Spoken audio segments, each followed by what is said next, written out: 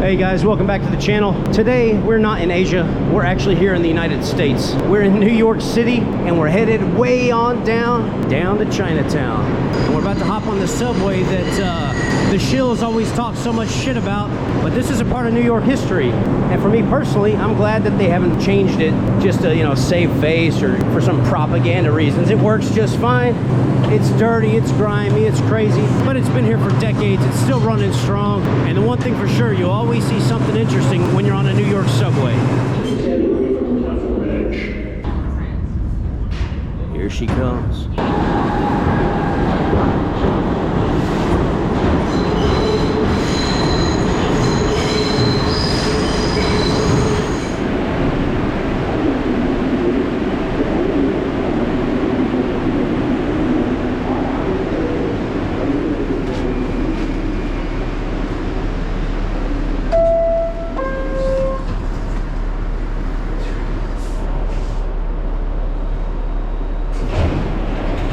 Canal Street.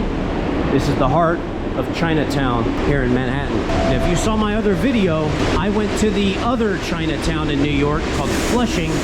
It's the one that very few people know about. And when I say very few people know about it, I mean in relation to Chinatown, the one I'm going to right now, because when people refer to Chinatown in New York, this is the one they're talking about. Actually, Flushing is a lot bigger. It has a much bigger Chinese population, but this is the one that's been here longer. And when people refer to New York Chinatown, this is it. So we're gonna see how it looks in the year 2025. And when you first get off the train, you'll see a bunch of African dudes out here selling stuff. I mean, they're going down the whole block. Looks like they're selling a bunch of knockoff goods. Now, as we were walking up, I didn't really see any Chinese people or much Chinese writing on the signs, but as soon as we hit here, you can see it kind of begins. We're right on the outskirts of Chinatown right now. Now, this Chinatown initially started in the 1800s, and the Chinese immigrants that came here were mostly Cantonese speakers, meaning, you know, from the south of China, like Guangdong province and that kind of area. Nowadays, there have been more Chinese moving in from the mainland that are Mandarin speakers. So it used to be pretty much only a Cantonese speaking area, but now you'll hear a lot more Mandarin here as well. So you can see you've got the Industrial and Commercial Bank of China. That's a bank that I see in China all the time. And you just look around, suddenly you don't really feel like you're in the US anymore. Street sellers everywhere out here, just like in China, selling produce and pretty much everything.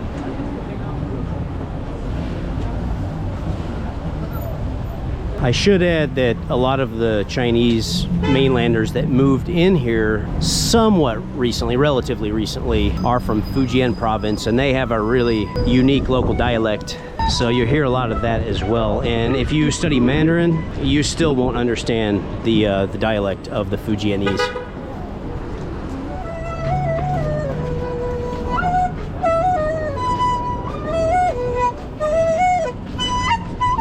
Straight ahead, you can see the sign, "Welcome to Chinatown." And you can see it really comes alive over here. Hey guys, quick interruption. If you are here watching my video, there's a high likelihood that you have an interest in China. Well, personally, I think it's important that we all learn a foreign language, and I want to suggest choosing Chinese as your foreign language. First of all, by studying the Chinese language, you will really start to understand China on a much deeper level. Also, Chinese is the second most widely spoken language in the world, with over 1 billion Chinese speakers worldwide. People say that learning Chinese is so difficult, and let's be frank, in some ways it is, but it's not nearly as tough as you think, and the grammar is super easy. I want to encourage you to check out my channel sponsor, Excel Mandarin, and take advantage of their free trial lesson offer. You have nothing to lose and potentially a lot to gain. Excel Mandarin has bilingual native Chinese speakers based in the US who can teach you real Chinese, and they have the ability to take you from beginner all the way up to fluency. They offer 24/7 support, and they have all of the resources available that you could ever want.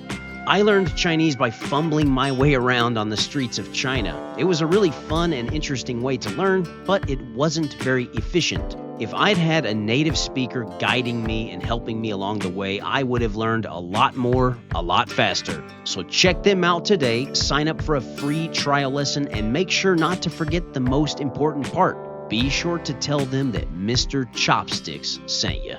Okay, now back to the video.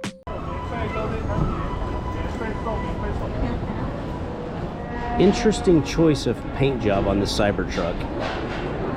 This is a really old school area, so all these old buildings with the old school fire escapes, tons of gift shops, restaurants. So here has definitely more of a southern China flavor to it, more of a Cantonese kind of culture. Over here you've got the Taiwanese flag. I didn't see one of those in Flushing. That's because Flushing is more recently populated with people from mainland China. And obviously, one thing they wouldn't want to see is the Taiwan flag. But down here, it's a lot more accepting of it. But you can see down here would be a photographer's paradise. So much interesting scenery, so many great opportunities for some really unique photos. I would say, you know, all in all, this is probably the most iconic Chinatown in the world.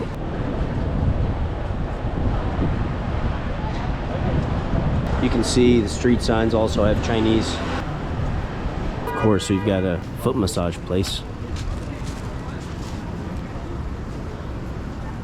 And over there, you know, on the other street, we just saw the Taiwan flag, and then over here you've got the PRC flag, the flag of China, but it's all kind of rolled up, so you can't really see it. And you've got all these places that just have these narrow stairways that go down. It looks like into a dungeon. Beijing roast duck, and oh, they also have roast pig. That always kind of freaks me out. Look, they put tomatoes for the eyes. That does not make me hungry. And then over here, you can see they offer a whole, I guess like a baby pig, or what would you call it, like a suckling pig. $188 for a whole one. Speaking of these little stairways that kind of like go down into dungeon looking areas, I mean, look at that. You can easily crack your head on that.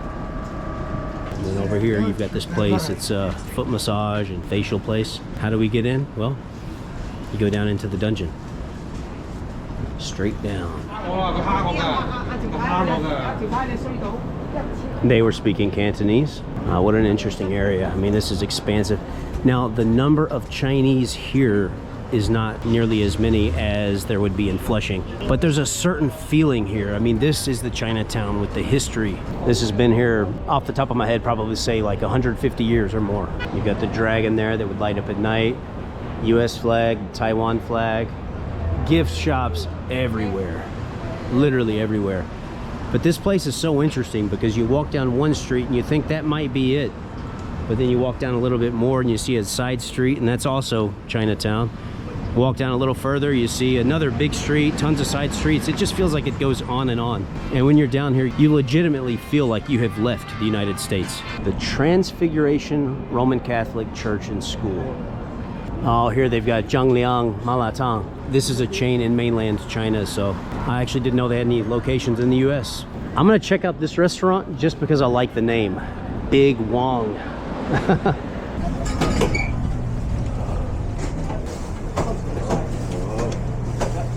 Why is there a picture of Kevin Bacon there? Now, despite the awesome name of Big Wong, they didn't really have a menu that was to my liking. So I'm gonna swing over here to Old Shanghai and see if we have more luck. Hey, how you doing? Go ahead, boss. How many people? Just one. Do you all have fried dumplings or anything like that? Yeah. Do you? Okay, excellent, excellent. Perfect table. 谢谢。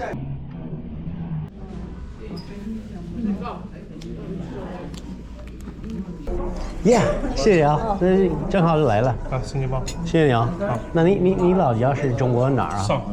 上海啊，你是上海人啊？对。哦。All right, guys, here we go. I just decided to go with the pan-fried steamed buns. These are always delicious. These are pork-filled. Kind of like the interior decoration of this place. They've got the old style characters all over the walls. But yeah, you can never go wrong with these. So now let's give it the official taste test.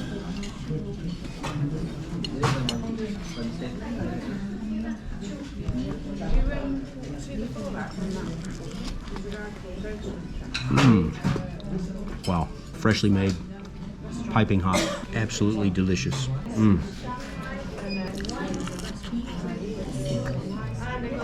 Man, that's good. Sir. 大锅吹，这老好吃了。太好吃了。 Well, guys, I hope you all enjoyed the tour.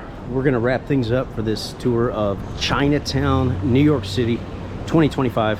It's been interesting. I'm really glad I came out here. It took me quite a while to get here. The journey required a bus ride and a subway ride and some walking. Took over an hour, but it was well worth it. And this time being here in Chinatown is so much more interesting than when I was here before, because nowadays, you know, I've been in China for so long. I can communicate with the people. I know what I'm looking at, and the people here are pretty surprised. Like the Chinese community here, when they talk to me, they're pretty surprised. They can tell I'm a little bit different than most of the people that they come across. And once they hear me speak Chinese to them, they really warm up. Of course, you know, you speak to them in their native language. It's going to give them a special feeling. I think that would happen with a lot of countries' people. But yeah, it's been a really fun trip, but it's time to get going. So thank you guys for tuning in. Please make sure to like, comment, and subscribe. I've got so many big adventures on the way. And to all of my channel supporters, regardless of how you support it, whether you just watch and you know, like the video, whether you're a channel member, whether you're supporting me on Patreon, buymeacoffee.com, or whether you've shot a super thanks my way, or even if you haven't supported it financially, but just support it in another way, just by viewing it, liking it, commenting. Thank you guys so much. I really appreciate it. So we got to sign off for now, and we'll catch you all in the next video. 下次再见. I want to give an extra special thanks to all of my YouTube members and Patreon supporters for their help in keeping this channel financially sustainable. A huge thank you to all supporters from the $1 tier on up through the higher tiers. I want to give an extra special acknowledgement to my PCO tier members. And lastly, a huge shout out to my top tier supporters. Lee, Martin S., David is Da Wei. Oh, and just so you know, you guys rock. What do you look for beyond the sea, grasshopper?